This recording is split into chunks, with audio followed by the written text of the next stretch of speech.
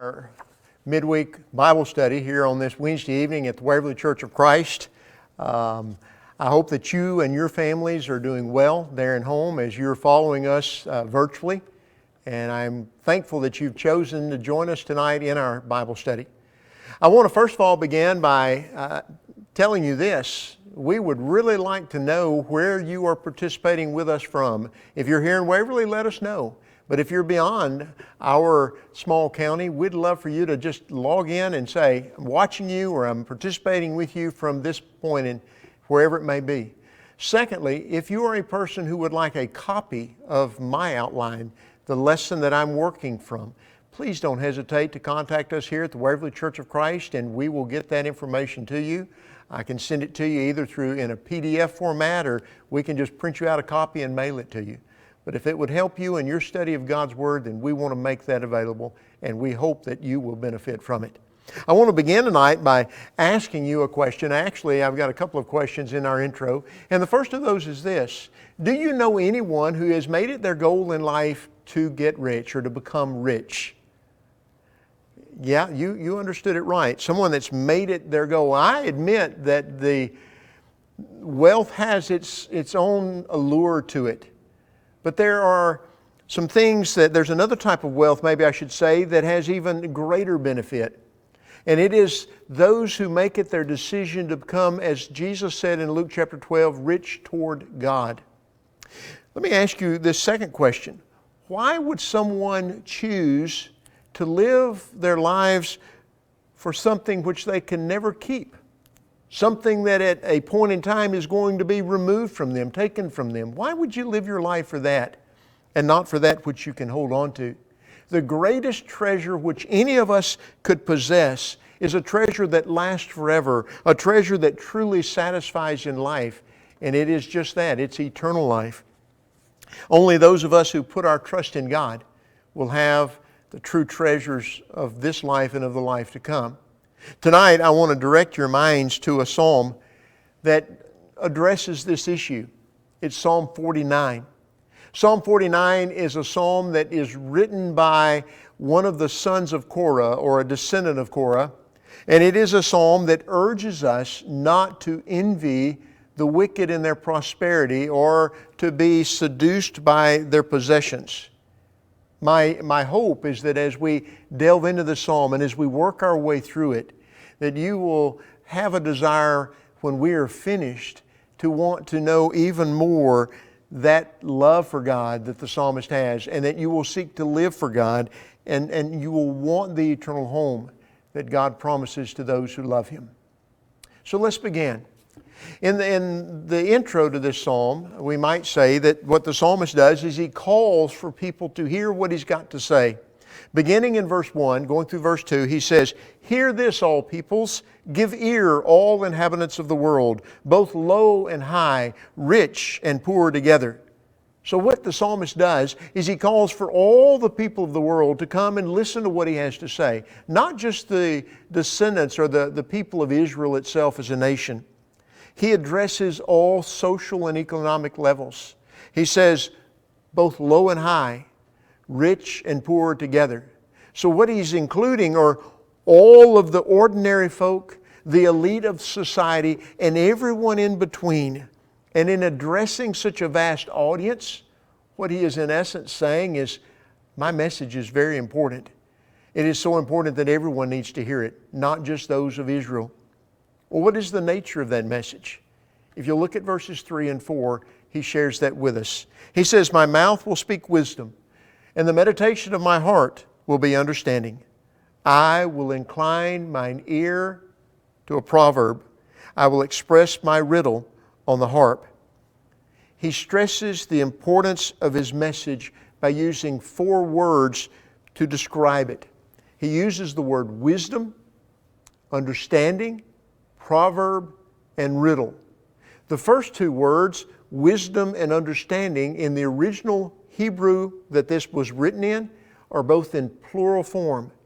So that what he's trying to do is convey the idea of much wisdom and great understanding. The last 2 words, proverb and riddle, Those words point to the way in which his teaching is going to take place. You see, he is going to convey to us what he wants us to know through a proverb, a comparison concerning his riddle, his enigma, if you will, of how riches and godly living go together. And we'll see what he has to say. The last thing that we might notice in this introductory part is that this psalm was set to musical accompaniment, because he mentions the harp, and it was to be played or accompanied by a harp so that the listeners would be able to meditate upon it and to remember it. Well, what is the message? What is it that he wants to communicate to all of these people that he's calling to listen? And that includes us. It is the futility of wealth. He begins in verses 5 and 6 by asking a question of himself. It's a question about why he is afraid of a certain segment of people. Listen to what he says. He says, "Why should I fear in days of adversity when the iniquity of my foes surround me, even those who trust in their wealth and boast in the abundance of their riches?" The psalmist finds himself living in a time when evil seems to prevail. He refers to that time as the New American Standard translates it as days of adversity, or as we see in the New King James, days of evil. The English Standard references it as times of trouble. And he says that he is surrounded by the iniquity of these wealthy foes. Their goal, it is to cheat him. It is to deceive him. These foes are a people, he describes them as being people who trust in their wealth. They boast in the abundance of their riches. So the psalmist is asking himself, why are you afraid of these people? And basically what he's saying is I shouldn't be afraid of them. I should not be fearful. I should not allow them to intimidate me. Beginning in verse 7, he tells us why. Notice what he says. He says, "No man can by any means redeem his brother, or give to God a ransom for him. For the redemption of his soul is costly, and he should cease trying forever, that he should live on eternally, that he should not undergo decay." The first point that he makes concerning why he should not fear or be intimidated by these wealthy opponents is because they have an inability to even redeem their own soul or the soul of someone close to them from death. This money in which his opponents have put their trust fails when put to the greatest of tests, or a great test, and that is the test of death. Life, what he calls the redemption of a person's soul, he says it's so costly that it cannot be purchased.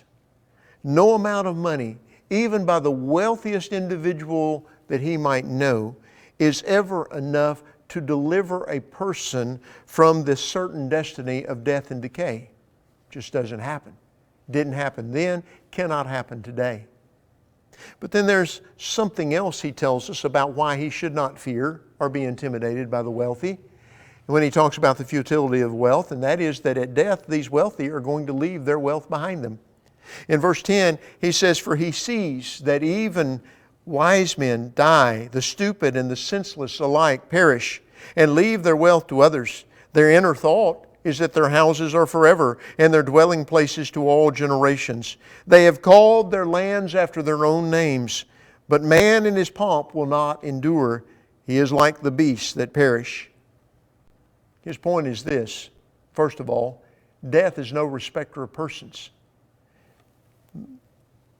The wise men die just like the foolish and the senseless. Everyone dies. Not only that, everyone is going to leave their wealth to someone else that will come after them.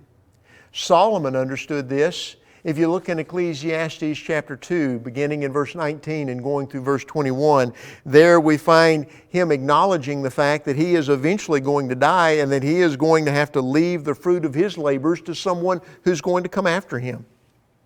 It's this same message that we find being conveyed by God to the rich farmer, of which Jesus speaks in his parable there in Luke chapter 12 and verse 20. When God says to this farmer who's torn down his barns, built larger barns, and put everything that's come in that year's harvest into those barns, and God says to him, "You fool, this very night your soul is required of you, and now who will own what you have prepared?" These wealthy foes of the psalmist have mistakenly convinced themselves that the houses which they have purchased with the money from their wealth, these houses are going to last forever, or at least that they're going to be passed down from generation to generation. He tells us that they have even gone to the trouble of naming their estates after themselves. We've seen some of that in our own day and time. If you're reading tonight from either the English Standard Version or the New International Version, you may notice that verse 11 is rendered a bit differently from the way I've shared it with you. It's because there are some things about the way the original language reads that causes them to believe there's another message that's being conveyed. The English Standard Version reads this way in verse 11, "Their graves are their homes forever, their dwelling places to all generations, though they have called lands by their own names." And the New International Version has it this way, "Their tombs will remain their houses forever, their dwelling for endless generations, though they had named lands after themselves." You see, they're taking it from the standpoint of they're going to have a home forever. It's going to be their tomb. And it is going to remain. It's going to be their dwelling places throughout the generations. Even though they had lands that they had named after themselves. They had estates that they considered their own. But the psalmist concludes this section here in verse 12 with this statement, "Man in his pomp will not endure. He is like the beasts that perish." These rich foes, these opponents of the psalmist, he tells us that in all of their pomp, all of their splendor, all of their vain glory, they're not going to be spared from death. Just like the beasts of the field, they too are going to perish.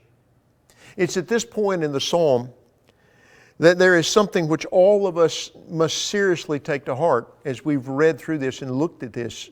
And it's this fact. It is the fact that no person will remain perpetually on this earth. All of us are going to die. And if we do not realize that we are born to die, we enter this world, and that we're going to at some point leave this world in death, then we have not faced the truth about life. We need to teach our children as well.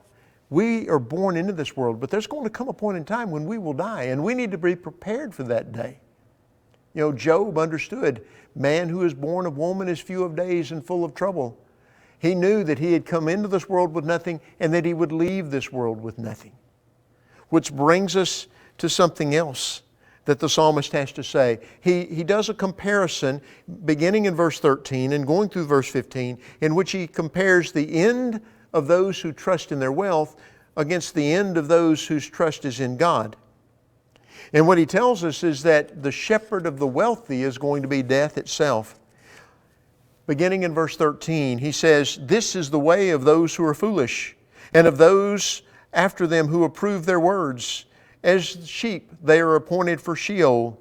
Death shall be their shepherd, and the upright shall rule over them in the morning, and their form shall be for Sheol to consume, so that they have no habitation." In these two verses, verses 13 and 14, he basically reinforces the point that I just made with you.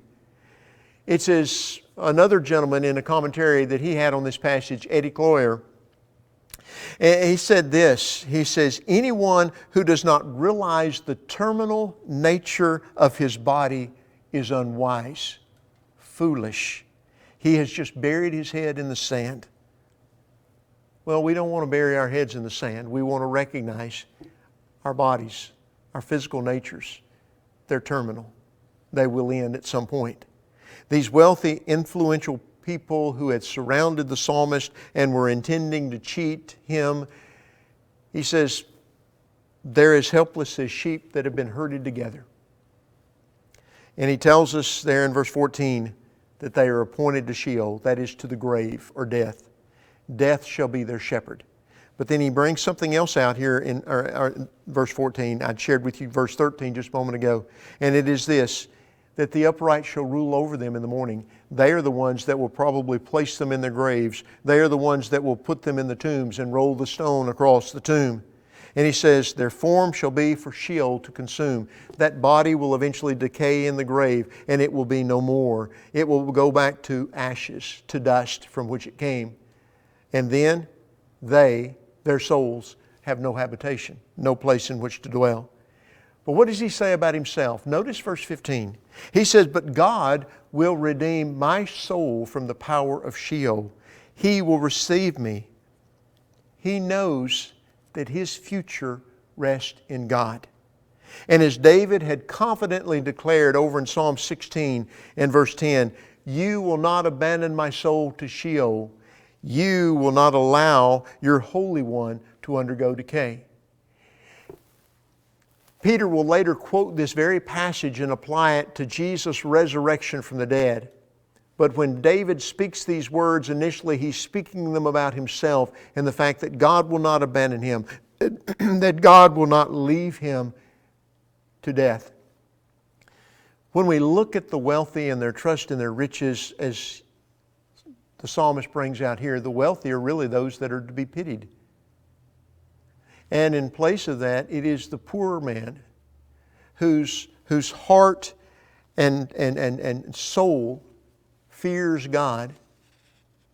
That individual is the one who's most fortunate because he knows that God will receive him at death. It's as Asaph said over in Psalm 73 and verse 24 of God. He says, with your counsel you will guide me and afterward receive me into glory. You and I who are Christians know that God will redeem our lives from the grave because He is the one who has paid the ransom Himself. And the ransom was one which no man can pay. Only God could do that. There's a final caution as we come toward the end of the psalm, beginning here in verse 16 and going all the way through the end. It is a caution that we not allow the prosperity of the rich to captivate our hearts. Here's what he says. Verse 16, do not be afraid when a man becomes rich, when the glory of his house is increased. For when he dies, he will carry nothing away. His glory will not descend after him. Though while he lives, he congratulates himself, and though men praise you when you do well for yourself, he shall go to the generation of his fathers. They will never see the light. As he concludes the psalm, what the psalmist does is he encourages his readers not to be afraid when a person becomes rich and then uses that wealth and that power against him. He wants them to understand that wealth has so little real and lasting value. They are to remember that that individual, when he dies, he takes nothing with him. As he says, his glory, his wealth, will not go down after him. He even adds this. He says he may congratulate himself while he lives. You may remember that rich farmer there that Jesus spoke of in Luke 12 congratulated himself. He said there in verse 19, he said, so you have many goods laid up for many years. Take your ease, eat, drink, be merry. He congratulated himself. Here, the psalmist said that others may even praise that rich individual for his accomplishments, but he makes this statement. He says, he shall go to the generation of his fathers. What does he mean? I think he means that like those who have gone before him, he is going to relinquish all of his wealth. He is going to enter into death stripped of all his material possessions. And he too, like the generations before him, as the psalmist says here, will never see the light. He will never see again the light of all that he had enjoyed during his time upon this earth that his wealth provided for him. The very last verse, verse 20, we find here yet again the psalmist actually kind of quoting what he had said earlier in verse 12, but a little bit differently. He said, man in his pomp, yet without understanding, is like the beasts that perish. Earlier in verse 12 he had said, man in his pomp will not endure. He is like the beasts that perish. Here he instead replaces will not endure with yet without understanding. So what does he mean by that? man in his pomp without understanding. I think he's saying this. If we are wealthy, but we put our confidence in our earthly possessions, we fail to consider that our wealth will be of no use to us at the end of our lives, or we leave God out of the picture and we make our wealth our confidence, not God our confidence, then we are just like those beasts that perish. We have nothing for which we may look forward to, nothing of good. Instead, we should take from the words of the wise man Solomon. And if anyone would have known, he was wealthier than any in his day, and he could have told us. If you look at Proverbs chapter 16, there in verse 16, he says this, "How much better it is to get wisdom than gold, and to get understanding is to be chosen above silver." Another passage, Proverbs 4, there in verse 7, he wrote this. He says, "The beginning of wisdom is acquire wisdom, and with all your acquiring, get understanding." So it's important that even if we are to be wealthy, we are to seek understanding with that wealth so that we might understand the end of our days. We might understand where life truly leads. We might understand why it is so important that we put God first in our lives. Long ago, there in Caesarea Philippi, you may remember that Jesus had asked His disciples who men said that He was. Peter said, "You're the Christ, the Son of the living God." Well, after this, He tells them about His upcoming death in Jerusalem, and then He asks them two questions, which Matthew records for us there in Matthew chapter 16, verse 26. He says, "What will it profit a man if he gains the whole world and forfeits his soul?" And then there was the second question, "What will a man give in exchange for his soul?" You may notice if you go back and look at those two questions that Jesus never answers them. Not there, not that time. No, because He didn't need to answer them. They answer themselves. What will it profit a man if he gains the world and forfeits his soul? Doesn't profit him anything. What will a man give in exchange for his soul? There's nothing he can give. Nothing that will purchase his redemption. You see, there is no profit to be had in gaining this world, but losing heaven in the exchange. It's a loss. All of the profit could have written across it in red letters, LOSS, loss. Because what has been lost is eternal, what is of real value. In 1931, a man by the name of Tillet S. Tedley penned these words in a hymn that we often sing. And I want you to listen to what he says. He says, "Earth holds no treasures, but perish with using, however precious they be. Yet there's a country to which I'm going. Heaven holds all to me." And then the chorus, "Heaven holds all to me. Brighter its glory will be. Joy without measure will be my treasure. Heaven holds all to me." Let me ask you a question. Where is your treasure? Is it in heaven? Is there joy without measure that is awaiting you? Is that the country to which you're going? If your answer to that question is no, I plead with you tonight, please stop traveling in the direction you're going. Turn around. Look at what God is offering to you through His Son, Jesus Christ. Your ladder's on the wrong wall.